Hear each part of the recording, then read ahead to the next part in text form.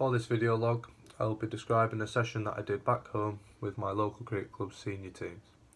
This session was based around running between the wickets as part of a fitness session, because this is something I feel that sometimes the senior teams struggle with, is rotating strike through the likes of quick singles, and when batting for a long time, the importance of being able to run between the wickets quick for the whole innings is important.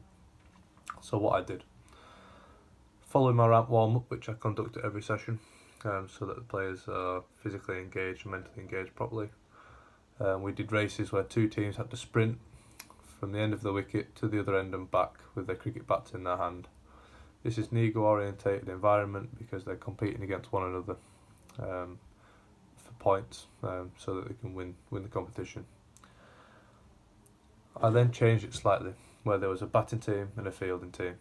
Batsmen had to run a shorter distance there and back before the fielding team had fielded the ball and threw it into the wicketkeeper, who then takes the bails off. Every run the batsmen get when they're not out, we tally that up so that they have a score, but equally for the fielding team, every time they manage to run a batsman out before he's back, that's a point to the fielding team. And again, ego-orientated environment because it's through competition, in a competitive environment. After that, we then had a net session where you had to judge the amount of runs you scored off each shot and sprint them like you would in a game. So for example, if one batsman hit it out to the boundary and there's a fielder on the boundary, obviously imagining this because we don't have the space in the nets to create a whole fielding environment.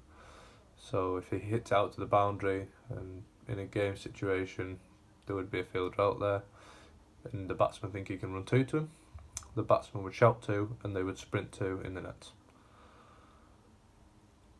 My feelings towards this session, I felt that the session was highly engaging, so all the players seemed involved and keen to be involved all the time, which was really good. It was good fun due to the competitive element, so senior players always like a bit of banter with each other, so the use of competition is a great way to get this flowing in my sessions. The work rate again was really good from the players, from the majority of the players. Some players decided that they would slack for whatever reason today. They maybe were disengaged, possibly. They maybe had a long day at work, maybe just tired. I wasn't really sure what the reason was for this.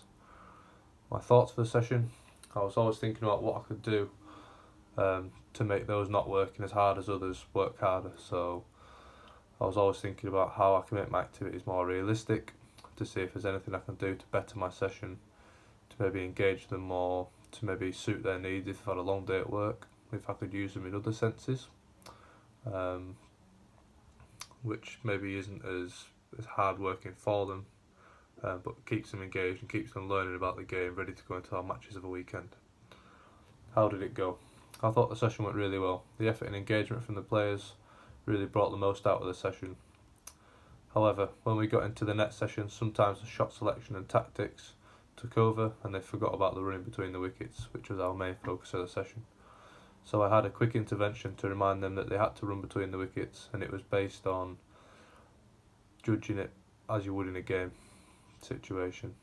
I didn't intervene for too long as I didn't want to disrupt the flow of the session, so it was just a quick one-to-one intervention with a batsman if they weren't running. So for example, if they ran, I'd saw them for a couple of times now not running and forgetting to call, focusing on what shot they were playing. I would just nip down to the side of the net and say, look, don't forget the focus of the session is to run and judge your runs and make them sprint them hard. And then I'll be back out again, back into coaching mode, and observing the rest of the session. What I learnt that I shouldn't let one activity run on for too long, as they may forget their main focus. So for example, in the net session, each player netted for around 10 minutes, depending on how many we had.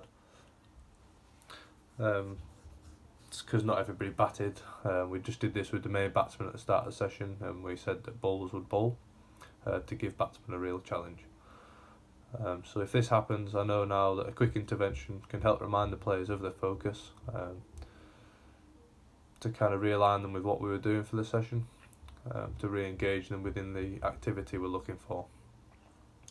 What would I do differently next time? So something I would do differently in the first and second activities is that I would make my participants pad up in all of their gear, so that they get used to sprinting in their full equipment. This makes it more realistic to a game scenario. In the net session, I would change it so that one bowler in each net bowled a hole over, whilst the rest of the bowlers in that net kept track of the score, where the batsman hit it, and where the ball pitches, as this can help in reflective learning between the players. My learning objective was to improve speed and fitness of players running between the wickets. Did I achieve my learning objective? Again, fitness cannot be improved much in one session, but to achieve this we could keep doing some fitness work over future activities and future training sessions to improve this, but ultimately players have to do this outside of training as well. Did I achieve anything?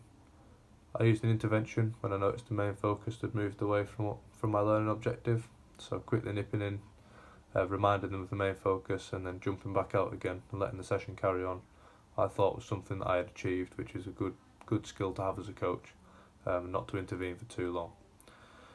So can what I have done help me to get better at a skill? Yes, it can. It can allow me to develop my knowledge of when to intervene and how to intervene, based on my practice structure and player engagement based on Muir's model.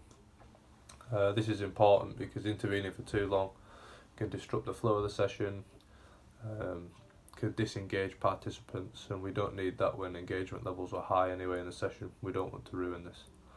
Thank you.